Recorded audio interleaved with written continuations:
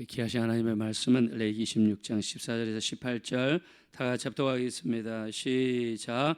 그러나 너희가 내게 청종하지 아니하여 이 모든 명령을 준행하지 아니하며 내 규례를 멸시하며 마음에 내 법도를 싫어하여 내 모든 계명을 준행하지 아니하며 내 언약을 배반할진대 내가 이같이 너희에게 행하리니 곧 내가 너희에게 놀라운 재앙을 내려 폐병과 열병으로 눈이 어둡고 생명이 새어가게 할 것이요 너희가 파종한 것은 헛되리니 너희의 대적이 그것을 먹을 것임이며 내가 너희를 치리니 너희의 대적에게 패할 것이요 너희를 미워하는 자가 너희를 다스릴 것이며 너희는 쫓는 자가 없어도 도망하리라. 또 만일 너희가 그렇게까지 되어도 내게 청종하지 아니하면 너희의 죄로 말미암아 내가 너희를 7배나 더 징벌하리라. 아멘. 레위기 26장은요 신명기 28장과 너무나 똑같습니다. 지금 레위기에서는 너희가 가나안 땅에 들어가거든 첫째 하나님께서 뭐라고 하셨습니까? 철저하게 말씀을 지켜라. 자, 말씀을 지킬 때 어저께 하나님 어떻게 축복하셨습니까? 5명이 100을 쫓을 것이며 100이 40을 쫓을 것이며 너희가 번성하고 창대하게 되리라 하셨습니다. 우리 그렇게 되기 원하시면 다 같이 아멘 하겠습니다. 자, 말씀을 순종했을 때 이런 축복이 임한다. 우리 레위기 26장은 1절부터 46절까지 있습니다. 1절부터 13절까지는 축복에 관련된 말씀이고요. 14장부터 끝까지는 재앙에 관련된 말씀입니다. 말씀에 불순종해 있을 때 우리에게 임할 재앙이 얼마나 무섭고 큰 것인가를 계속해서 하나님께서 말씀하시죠. 이거는 무슨 말입니까?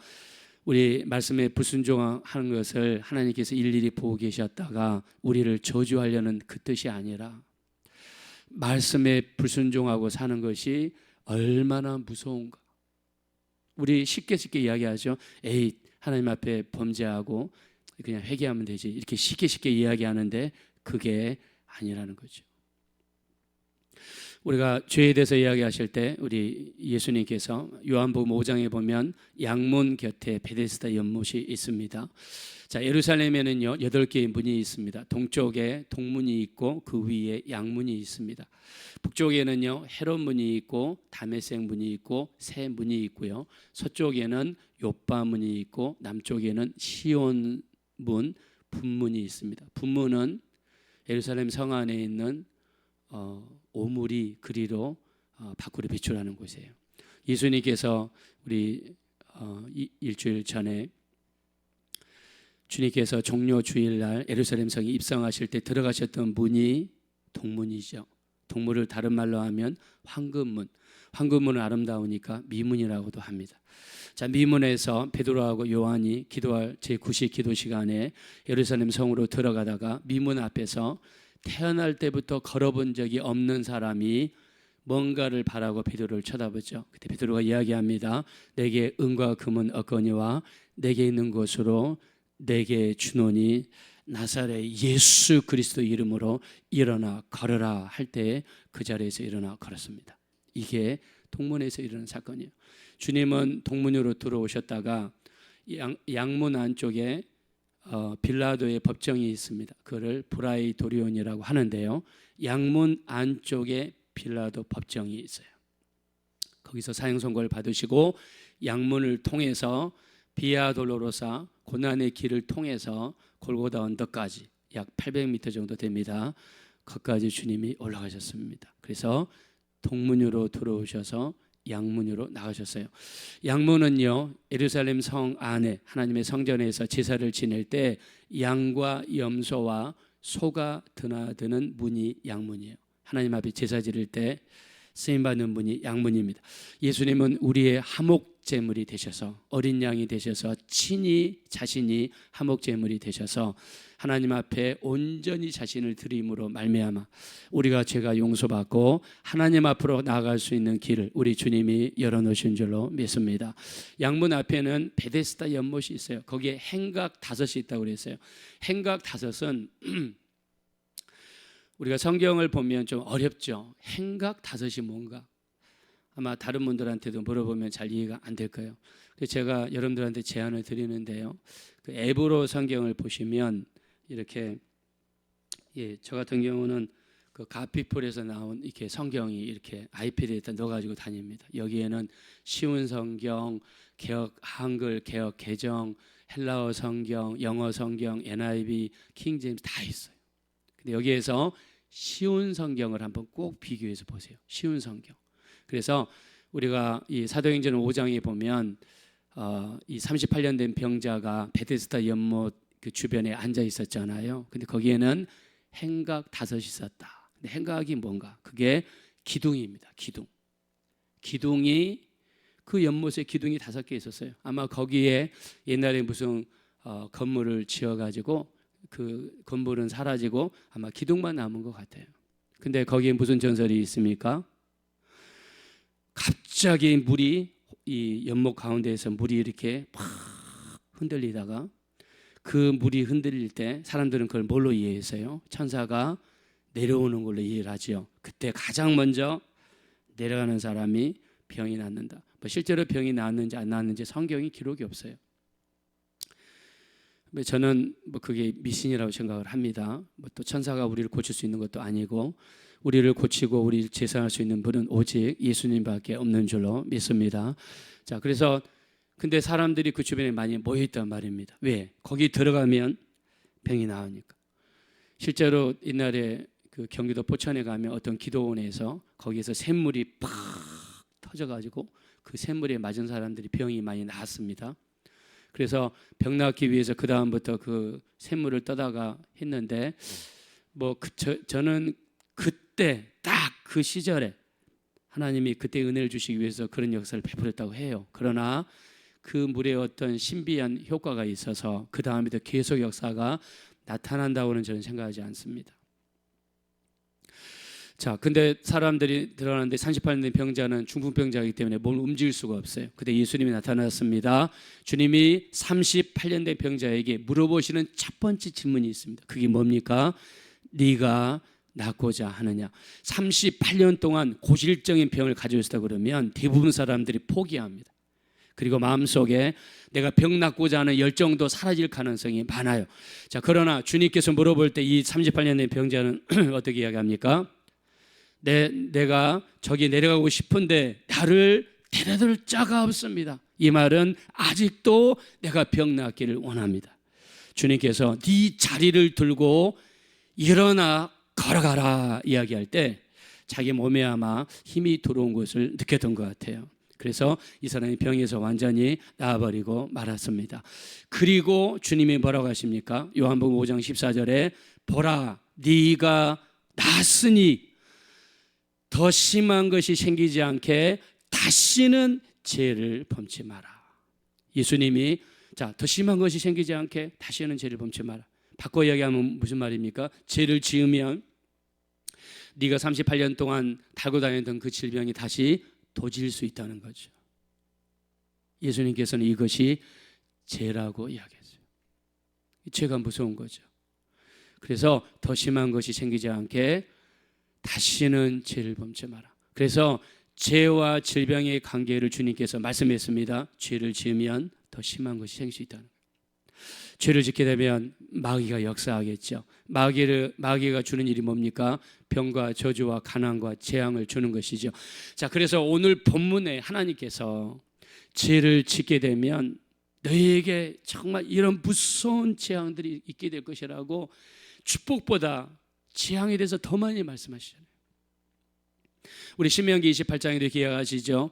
너희가 하나님의 말씀을 삼가 듣고 내 말씀을 지켜 행하고 내 말을 경청하면 모든 민족이 뛰어난 민족이 될 것이요 성읍에서도 복을 받고 들에서도 복을 받을 것이요 또 내 몸의 자녀와 내 토지의 소산과 내 짐승의 새끼들이 복을 받을 것이요 내 강주리와 떡반죽 그릇이 복을 받을 것이요 또 네가 들어가도 복을 받고 나가도 복을 받을 것이요 적들이 한 길로 쳐들어왔으나 7길로 도망하게 될 것이요 하늘의 아름다운 보고를 이어시사 내 손으로하는 모든 일에 하나님의 도우심을 줄 것이며 때를 따라 은혜의 단비를 쏟아지게 될 것이며 머리가 될지언정 꼬리가 되지 않게 할 것이며 위에 있을지언정 아래에 있지 않게 하시리라. 우리 그렇게 되기 원하시면 다 같이 아멘 하겠습니다. 자, 근데 말씀에 불순종했을 때 신명기 28장에도 무려 이 3배 이상 많은 재앙을 이야기했습니다. 그 정도로 하나님 말씀에 대해서 불순종하는 것이 얼마나 무서운가. 자, 말씀 하나 살펴보겠습니다. 우리 14절 보겠습니다. 우리 14절 다 같이 읽겠습니다. 시작. 그러나 너희가 내게 청종하지 아니하여 이 모든 명령을 준행하지 아니하며, 우리 16절입니다. 내가 이같이 너희에게 행하리니 곧 내가 너희에게 놀라운 재앙을 내려 폐병과 열병으로 눈이 어둡고 생명이 쇠약하게 할 것이요 너희가 파종한 것은 헛되리니 너희의 대적이 그것을 먹을 것임이며. 자, 말씀에 불순종했을 때 구약시대에 폐병과 열병으로 눈이 어두워질 것이다. 생명이 쇠약하게 될 것이다. 그리고 내가 파종을 하지만 파종한 것을 수확할 때 그걸 누가 먹는다고 그랬습니까? 내 적들이 먹게 될 것이다. 말씀에 불순종할 때 내가 헛된 노력만 많이 한다는 거죠. 내가 파종을 했는데 딴 사람이 수확하는 거예요. 우리 신명기 28장에도 이야기했죠. 내가 약혼을 했을 때 다른 남자와 잠을 잘 것이며 내가 집을 지었는데 그 집에서 살지 못하게 될 것이고 포도원을 심었는데 그 포도를 따지 못하게 될 것이다. 말씀에 불순종했을 때 이런 일이 있을 거라는 거예요. 여러분 얼마나 끔찍하고 무섭습니까? 여러분 폐병과 열병으로 눈이 어둡고 생명이 쇠약하게 되는 거 얼마나 무서운 일입니까? 하나님께서는 말씀에 불순종할 때 이런 일이 있을 것이라고 경고하시지 않습니까? 계속해서 17절입니다. 다 같이 읽겠습니다. 시작. 내가 너희를 치리니 너희가 너희의 대적에게 패할 것이요 너희를 미워하는 자가 너희를 다스릴 것이며 너희는 쫓는 자가 없어도 도망 대적에게 끊임없이 패하게 될 것이다. 대적이 끊임없이 우리를 쫓게 될 것이다. 쫓김을 받는 삶, 무서운 삶이죠. 그런 사람이 있을 거라는 겁니다. 자, 근데 말씀에 불순종이 있을 때 가장 무서운 것은요 18절입니다. 자, 18절 한번 다 같이 읽겠습니다. 시작. 또 만일 너희가 그렇게까지 되어도 내게 청종하지 아니하면 너희의 죄로 말미암아 내가 너희를 7배나 더 징벌하리라. 여러분 여기 분명히 이야기했죠. 만일 너희가 그렇게까지 되어도 하나님 말씀에 불순종해서 거기에 대한 보응이 나타났음에도 불구하고 내게 청종하지 아니하면 무슨 말입니까? 회개하고 내게로 돌아오지 아니하면. 자, 18절에서는 다른 말씀과 다르게 회개의 중요성을 말씀합니다. 말씀에 불순종해서 그 불순종에 대한 대가로 어떤 안 좋은 역사가 나타났어요. 그러면 빨리 깨달아야 되겠죠. 빨리 깨닫고 하나님 앞에 회개하고 돌아와야 돼요. 근데 내가 하나님 말씀에 불순종했습니다. 그리고 내게 그 불순종한 어떤 사인이 하나님으로부터 왔습니다.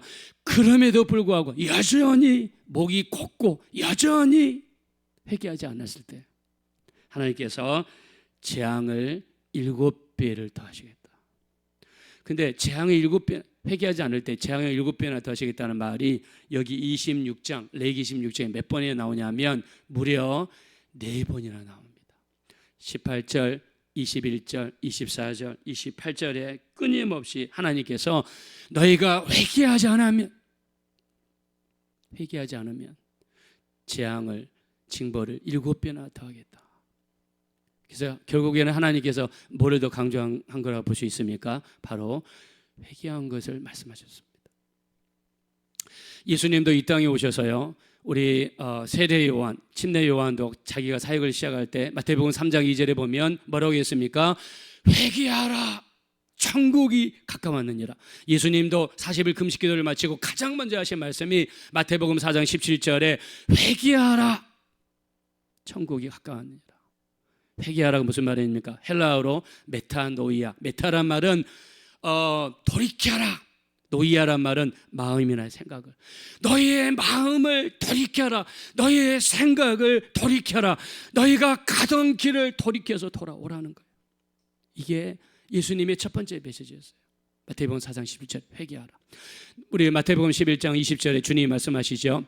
예수께서 권능을 가장 많이 베푼 고을들이 회개치 아니하므로 그들을 책망하여 말씀하시되 화 있을진저 고라시나 화 있을진저 베세다야, 너에게 행한 이 모든 권능을 도로와 시돈에서 행하였더라면 그들이 벌써 베옷을 입고 제에 앉아 회개하였으리라. 내가 너희에게 이르노니 심판날에 도로와 시돈이 너희보다 견디기 쉬우리라.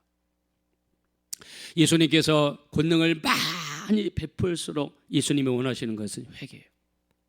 우리 교회에서 예수님께서 많이 권능을 베푸시고 응답을 많이 베풀어 주셨으면 하나님께서 우리에게 원하시는 것은 회개예요. 여러분 가정에 지금까지 본 적이 없는 하나님의 역사가 나타나고 축복의 역사가 나타나고 응답의 역사가 나타나면 그때 빨리 깨달아야 됩니다. 주님이 우리 가정에서 회개를 원하십니다. 회개를 원하십니다. 저는 처음에 예수 믿었을 때요, 자꾸 부흥 강사님들이 그런 말씀하시더라고요. 회개를 많이 해야 된다. 회개를 많이 해야 된다.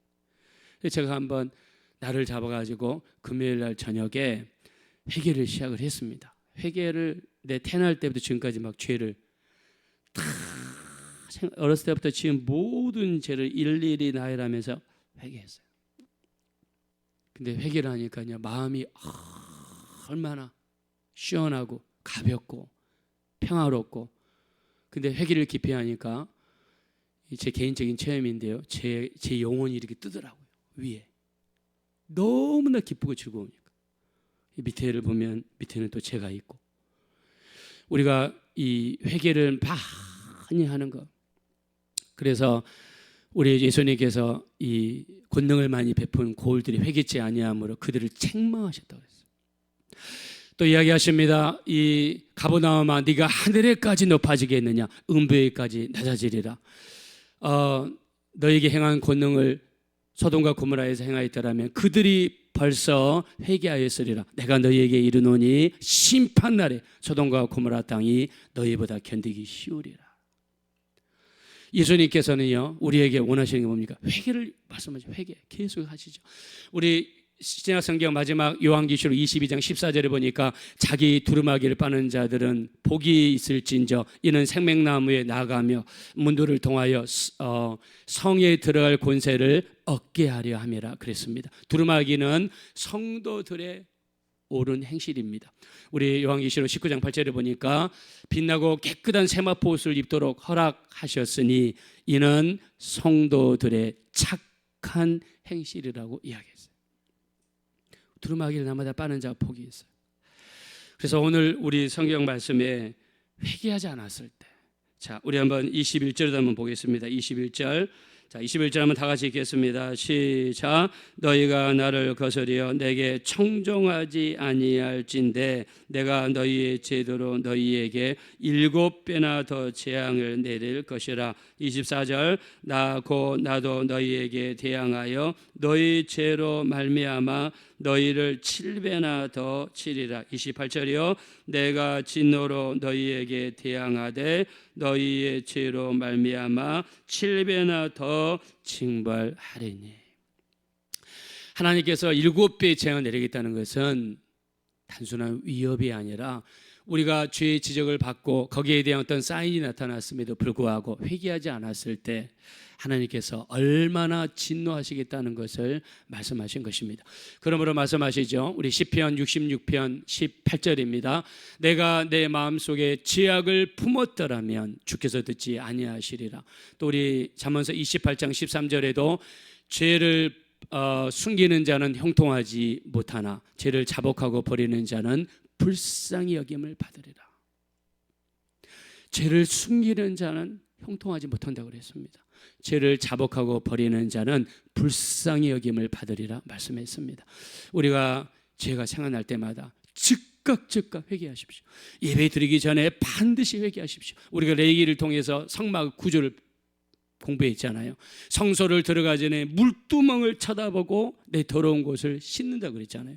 예배 드리기 전에 내 더러운 모습을 반드시 씻어야 됩니다. 예배 드리기 전에 반드시 여러분 회개가 있어야 됩니다. 회개 없이 어떻게 예배를 드립니까? 기도할 때도 마찬가지입니다. 우리 기도도 정말 이 기도하는 장소를 지성소로 만들기 위해서 반드시 필요한 게 예수님의 보혈입니다. 우리 히브리서 10장 19절입니다. 그러므로 형제들아 우리가 예수의 피를 힘입어 성소에 들어갈 담력을 얻었나니 이 길은 우리를 위하여 휘장 가운데로 열어놓으신 새로운 살 길이요 휘장은 그의 육체니라 라고 말씀했습니다. 우리 휘장을 열고 들어갈 수 있는 곳은 지성소입니다. 구약시대에 대제사장만이 들어갈 수 있는 곳이죠. 근데 예수님의 보혈을 의지하는 자는 이제 누구든지 들어갈 수 있도록 주님이 길을 열어주신 줄로 믿습니다. 우리 하나님께서 우리에게 원하시는 것은 회개입니다. 우리가 죄를 뉘우치고 돌아오기를 하나님은 그 누구보다도 원하시는 줄로 믿습니다. 오늘 레위기 26장 18절, 21절, 24절, 28절 회개하지 않았을 때 재앙을 7배나 더할 것이라는 이 말을 우리 마음에 꼭 새기셔서 얼마나 회개가 중요한가, 얼마나 예수님의 보혈을 의지하는 게 중요한가 다시 한번 우리 상기시켜 보셔서 주의 보혈을 의지하셔서 정말 회개하여 하나님의 은혜를 끌어내리시는 우리 모두가 되어주시기를 예수 이름으로 축원드립니다. 이 시간 기도하실 때 참으로 날마다 주님의 보혈을 의지하여 회개하기 원합니다. 우리가 잘못한 것을 철저히 회개하고 죄를 버리기를 원합니다. 우리 주님이 그것을 원하십니다. 죄악을 버리는 삶, 철저히 회개하는 삶, 말씀 안에 순종하는 삶, 우리가 말씀을 불순종했다면 빨리 깨닫고 회개함으로 하나님께로 돌아갈 수 있도록 붙들어 주십시오. 우리 합심으로 간절히 기도하겠습니다. 거라시고 잡으라시 하나님 진심으로 감사합니다. 우리 주님의 피를 의지합니다. 예수님의 보혈을 의지합니다. 우리 하나님, 우리가 말씀에 부족하고 의지가 부족하고 믿음이 부족하여서 날마다 세상과 짝가고 말씀에 불순종하고 우리의 뜻대로 우리의 고집대로 사는 경우가 너무나 많습니다.